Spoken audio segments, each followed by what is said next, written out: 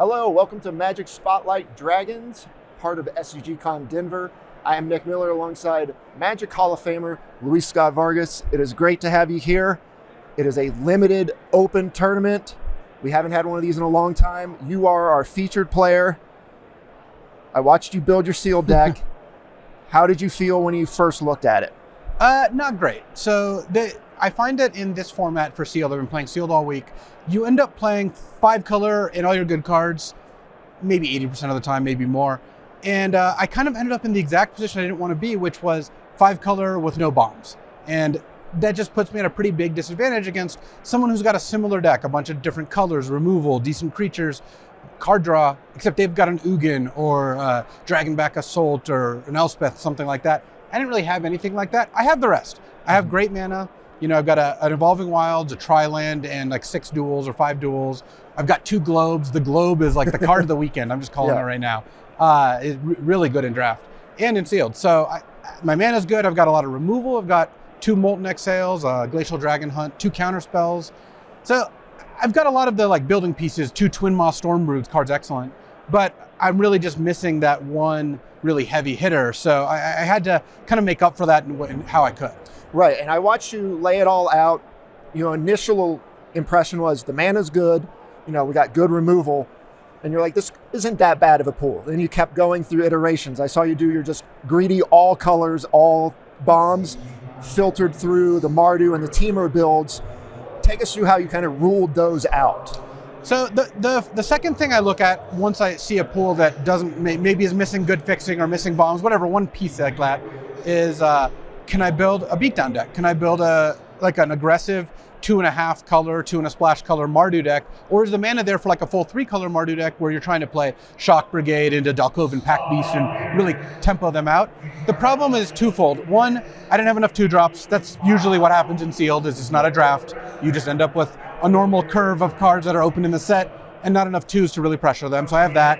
And then I also don't even really have Mardu mana. I've got 1 Evolving Wilds and 1 Scour Barons, and that's it. So Mardu I pretty quickly dismissed. Unfortunately, that just wasn't going to work. Yeah. And then, given the nature of the fixing with 2 Dragonstorm Globes and Evolving Wilds, duels across all colors, once I'm playing 3-4 colors, I should just play the 5th. It doesn't change it that much, and I get access to slightly better cards, which I think this deck needed.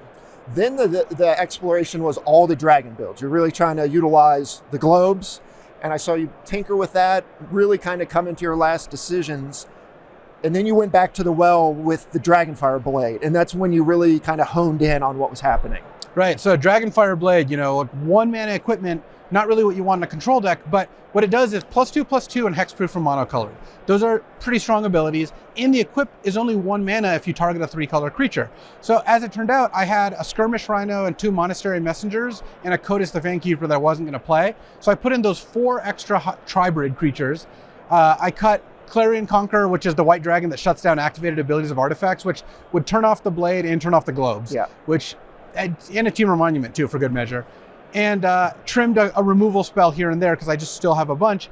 And my reasoning is Dragonfire Blade on Monastery Messenger, 4/5 flying, hexproof monocolor, vigilance.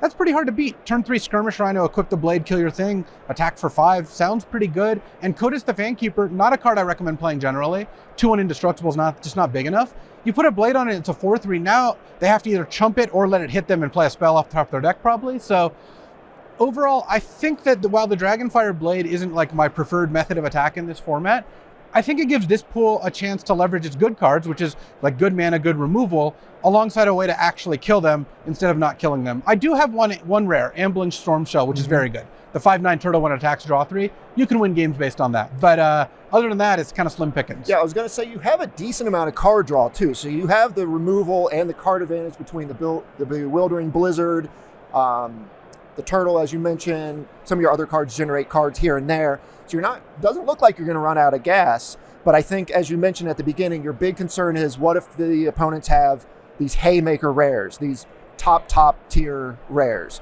So your plan is to kind of get under them, kill their little things, and hope from there?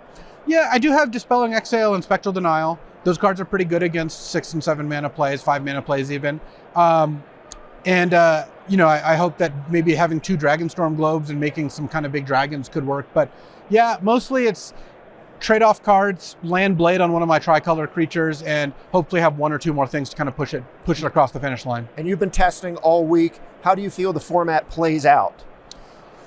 Sealed's fairly slow, like you pretty bomb driven. I mean, it's kind of what you see in most sealed, especially now in the play booster era, and especially in a 5-color set that has all these common duels. So it's going to be a slugfest. And while I would certainly mulligan this pool, I think this pool is probably around a 5 out of 10 around average, like, good in 2 of the aspects, but pretty bad in one important one, which is having rares. So that said, I think I still have a shot against people who maybe haven't max greeded their pool or just haven't played these really long games. There's a lot of room for decisions to kind of make a difference. So at least I'm hoping so. What are your expectations? If I had to guess, I haven't played one of the spotlights. I don't know how they compare like competition-wise. My guess is it's going to feel like day 1 of a Grand Prix.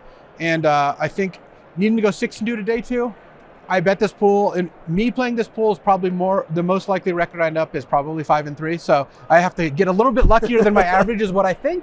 But we'll see. We'll see. A lot of magic to be played. Luck, skill, and victory is the combo we need. LSV, thanks for joining me here in the sideboard. We're going to be following you all weekend long, and we wish you the best of luck. Stay tuned to Star City Games all weekend long for the action here in Denver.